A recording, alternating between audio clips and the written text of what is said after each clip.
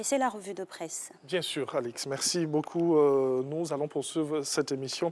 Allez, la Côte d'Ivoire en deuil, donc ce sera le premier titre que nous allons avoir avec vous, Renaud, aujourd'hui. Bonjour. Bonjour Thierry, bonjour Alix et bonjour à tous les téléspectateurs.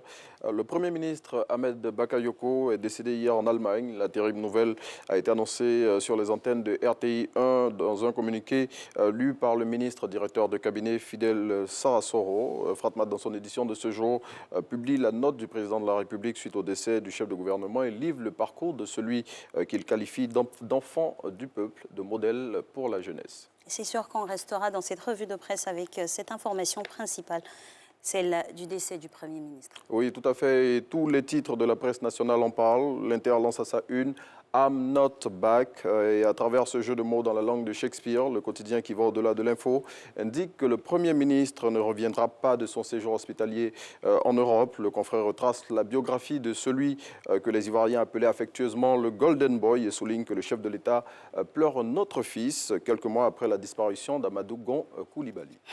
Et oui, on retient donc qu'un grand-fils de la Côte d'Ivoire s'est éteint hier. C'est le cas de le dire et c'est ce que barre à sa une l'intelligent d'Abidjan, le confrère qui pour l'occasion a abandonné le rouge, sa couleur habituelle, pour le noir qui symbolise le deuil afin de marquer ce chagrin national.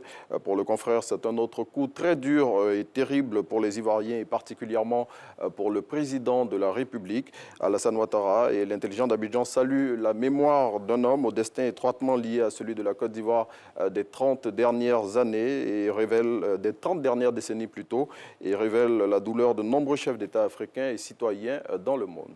Justement, la Côte d'Ivoire et son peuple, les Ivoiriens, sont encore sous le choc de la disparition du ministre Ahmed Bakayoko. Oui, car la Côte d'Ivoire est en deuil. L'homme aimé de tous a tiré sa révérence. Le maire d'Abobo, l'homme au grand cœur, ne reviendra pas de l'Allemagne où il avait été évacué pour poursuivre ses soins après son départ en France le mois dernier. L'expression pour marquer la perte définitive de cet illustre fils de la Côte d'Ivoire lance à sa une « Adieu Ambak, l'homme aimé de tous ».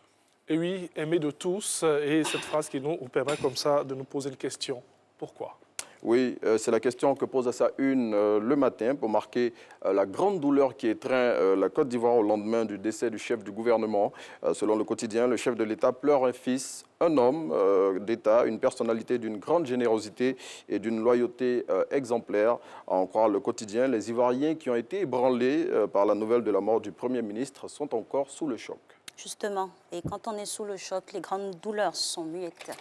Oui, l'illustration parfaite de cet adage à l'occasion du décès du Premier ministre nous est donnée avec le Patriote qui barre à sa une. On le voit ici à l'écran, l'un des pseudonymes du Premier ministre, Ambak, est écrit en blanc sur fond noir pour marquer la profonde douleur qu'il étreint, lui qui a été créé par le Premier ministre Ahmed Bakayoko. Nous parlons du journal Le Patriote. Et 8 mars 1965, 10 mars 2021, le confrère rappelle que le Premier ministre a eu 56 ans il y a quelques jours et souligne que sa vie et sa carrière finissent sur un goût d'inachevé. Et moi, j'ajouterai une belle symphonie inachevée. La Côte d'Ivoire entière est marquée par le décès du Premier ministre. Oui, toute la nation pleure. Le Premier ministre, qui était l'ami de tous et un grand patriote selon le Nouveau Réveil, pour le journal proche du PDC RDA, Ahmed Bakayoko était celui qui servait de trait d'union entre le pouvoir et toutes les chapelles politiques nationales. Le quotidien révèle l'hommage du Premier ministre par intérim, Patrick Hachi.